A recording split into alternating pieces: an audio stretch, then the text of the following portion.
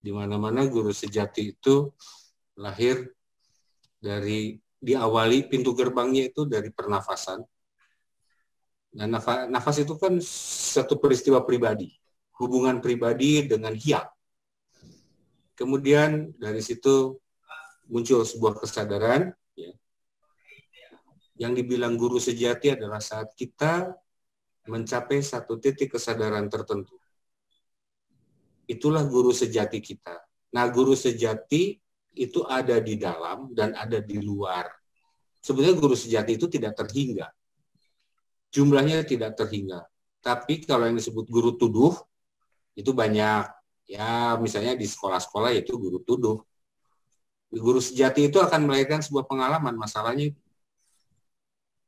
Guru sejati pasti memberikan pengalaman, dan pengalaman inilah yang akan menjadi tuntunan untuk kita bisa hidup dengan pengetahuan-pengetahuan dari hasil kita mengalaminya. Maka kita tidak seperti keledai yang tersandung untuk yang kedua kali dan ketiga kali. Jadi yang disebut guru sejati, tidak ada yang lebih hebat lagi adalah pengalaman pada diri kita yang terekam dalam ruang kecerdasan kita sebagai manusia. Dari pemahaman saya yang juga dari apa yang saya dapat dari para sepuh-sepuh tentang Bhairawa. Kita Bhairawanya saja dulu. Kita mengingatkan kita tentang pasukan khususnya Bung Karno, ya, pasukan Cakra Bhairawa. Jadi mereka yang mengabdikan dirinya. Siwa Bhairawa adalah merupakan satu jalan yang ditempuh oleh seseorang ketika dia sudah melewati tahap Sewaka Dharma, sang Sewaka Dharma. Sang Sewaka Dharma itu ya berbuat kebaikan, menjadi sebuah pelayan kebaikan kepada sesama, yaitu baik yang terlihat maupun yang tidak terlihat.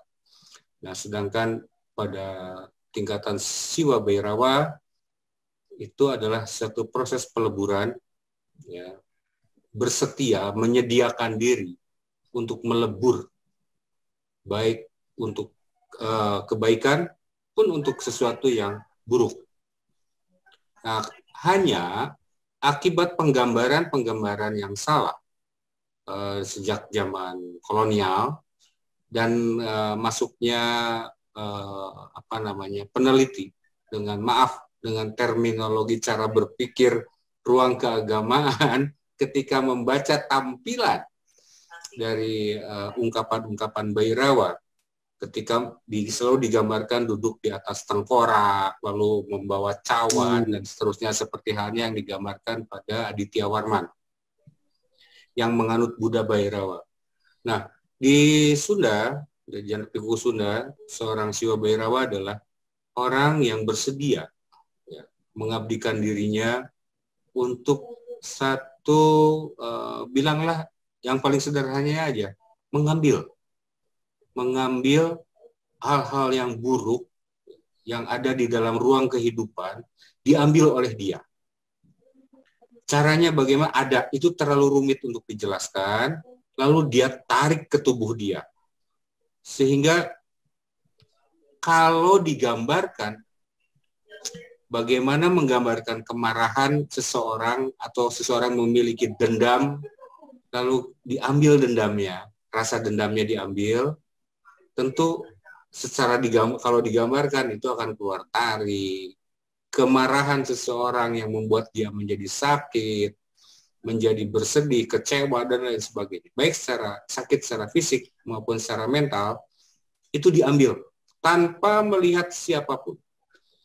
Bahkan pohon yang akan tumbang, pohon yang rusak oleh seorang penempuh jalan Bhairawa, oleh dia coba disembuhkan, coba diambil apa yang membuat dia sakit.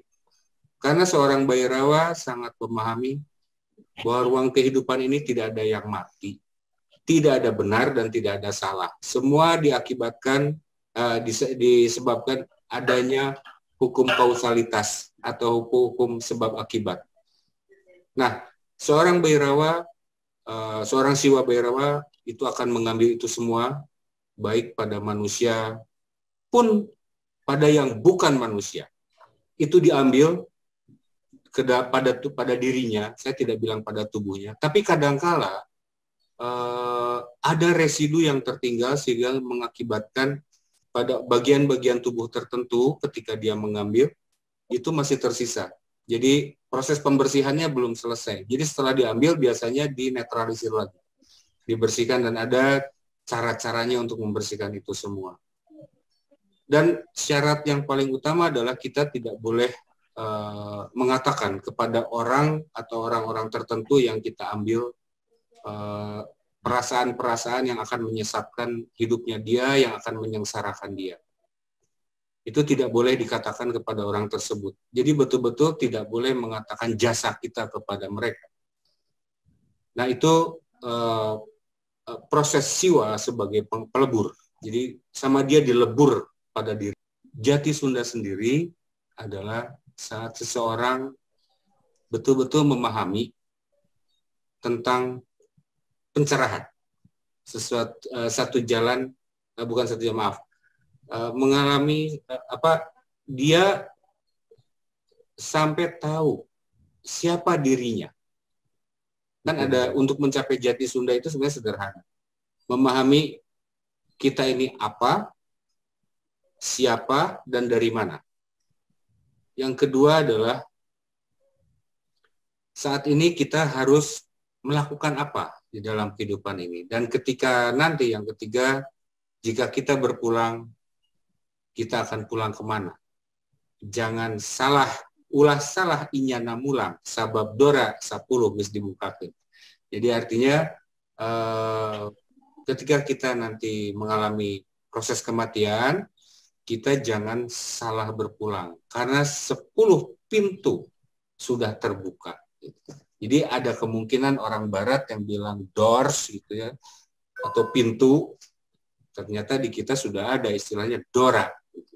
Jadi Dora 10, jadi pintu itu sudah terbuka, 10 pintu sudah terbuka, sehingga setelah itu kita akan menaiki 18 mandala cahaya. Nah, itu dalam Jati Sunda, jadi kita tahu dulu diri kita ini siapa. Benarkah kita menempuh jalan untuk menjadi seseorang yang tercerahkan? Kemudian kalau Sunda Wiwitan, ya itulah.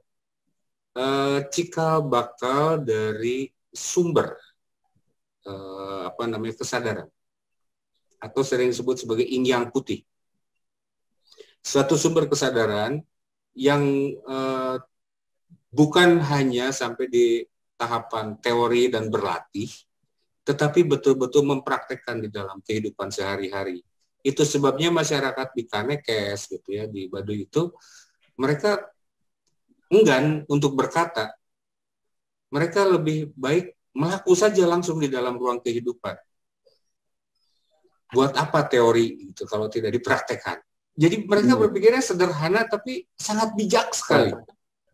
Karena saya juga pada akhirnya melihat bahwa hampir semua agama pada puncaknya pasti akan mencapai yang akan dicari adalah jalan spiritual dari keagamaan itu.